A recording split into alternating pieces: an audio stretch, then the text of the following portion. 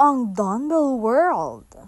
Ito ang mainit na chika. Nasyok ng bongga ang mga marites sa pag-amin nga ni Donnie. Sabi niya, I have decided to stick with this girl for the rest of my life, na talaga nga napanganga sa binitawan na nakatagang iyon ng aktor.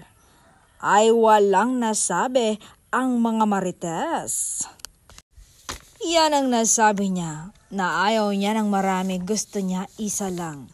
He's a date to marry type of guy. Kaya sigurado ko na talagang napakaswerte ni Belle.